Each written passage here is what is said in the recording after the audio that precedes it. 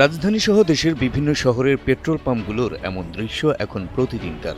জ্বালানি তেলের জন্য ঘন্টার পর ঘন্টা অপেক্ষা করছেন বাইকসহ বিভিন্ন যানবাহনের চালকরা।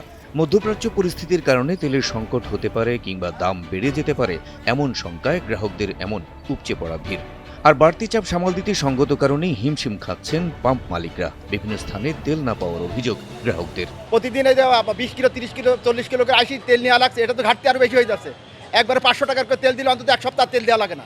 4 ঘন্টা সিরিয়াল দিয়ে 200 টাকা তেল পাইছি। এই 200 টাকা কি বলে চলা যাবে না বলেন? 200 টাকার তেল দিল এখন বাজে হচ্ছে 10টা 36। তারপরও বলছে যে আর কিছুক্ষণ হলে নাকি তেল আর পাওয়া যাবে না। অন্যদিকে পাম্প মালিকরা বলছেন তেল স্বাভাবিক থাকলেও মানুষ সুযোগ বুঝে বেশি তেল সংগ্রহ করছে। যে পরিমাণ তেল তারা 24 ঘন্টায় বিক্রি করতেন তা এখন শেষ হয়ে যাচ্ছে মাত্র 2 ঘন্টায়। ফলে বাধ্য হয়ে পাম্প বন্ধ করে দিতে হচ্ছে তাদের।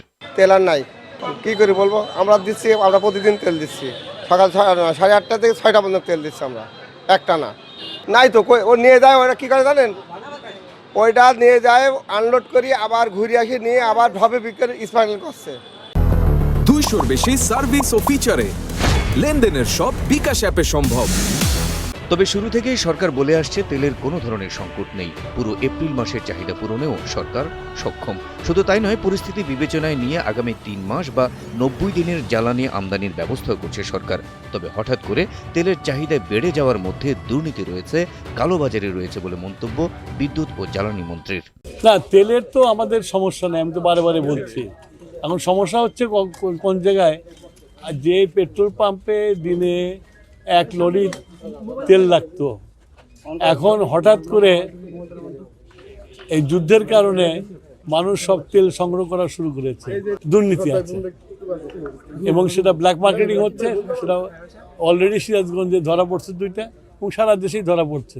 এই অবস্থায় দেশের জ্বালানি তেলের পর্যাপ্ত মজুদ থাকা সত্ত্বেও কৃত্রিম সংকট তৈরি ও চোরাচালান রোধে স্বরাষ্ট্রমন্ত্রীকে কঠোর ব্যবস্থা নেওয়ার নির্দেশ দিয়েছেন প্রধানমন্ত্রী তারেক রহমান। একই সঙ্গে সংসদ সদস্যদের নিজ নিজ এলাকায় সতর্ক থাকারও নির্দেশ দেন প্রধানমন্ত্রী। শনিবার বিকেলে সংসদ ভবনে সরকার দলীয় সংসদীয় কমিটির বৈঠক শেষে সাংবাদিকদের এসব তথ্য জানান জাতীয় সংসদের সরকার দলীয় চিফ হুইপ নুরুল ইসলাম। চোরাচালান রোধের জন্য তিনি কঠোর ব্যবস্থা নেওয়ার জন্য হোম মিনিস্টারকে বলেছেন এবং তারপরে কঠোর ব্যবস্থা নেওয়া হবে। একই সময় যে অভিযান চালানো হবে যারা এরকম হোর্ডিং করছে বা যারা তেলের মজুদ করে রাখছে বা তেলের আর্টিফিশিয়াল ক্রাইসিস তৈরি করার চেষ্টা করছে তাদের ব্যাপারে। একই সময় আমাদের জানানো হবে যে তেলের সাপ্লাই পর্যাপ্ত পরিমাণ আছে। এছাড়া দেশে জ্বালানি তেলের মজুদ ও সরবরাহ সম্পূর্ণ স্বাভাবিক আছে। আতঙ্কিত হয়ে অতিরিক্ত জ্বালানি তেল ক্রয় না করার আহ্বান জানিয়েছে জ্বালানি ও খনিজ সম্পদ বিভাগ। শনিবার জ্বালানি ও খনিজ সম্পদ বিভাগের বরাত দিয়ে এক বিজ্ঞপ্তিতে এ তথ্য জানিয়েছে তথ্য ও সম্প্রচার মন্ত্রণালয়। 200-র বেশি সার্ভিস ও ফিচারে লেনদেনের সব বিকাশ অ্যাপে সম্ভব। এদিকে কোনো ঘাটতি না থাকলেও যেসব চক্র ও অসাধু ব্যবসায়ীরা ডিজেল সহ অন্যান্য জ্বালানি তেলের কৃত্রিম সংকট তৈরি করার চেষ্টা করছেন তাদের চিহ্নিত করতে মাঠে নেমেছে দেশের গোয়েন্দা সংস্থার কর্মকর্তারা। যুদ্ধের অজুহাতে তারা যেন সরকারকে বেকায়দায় ফেলতে না পারে সেজন্যই প্রধানমন্ত্রীর নির্দেশে মাঠে নেমেছেন গোয়েন্দারা।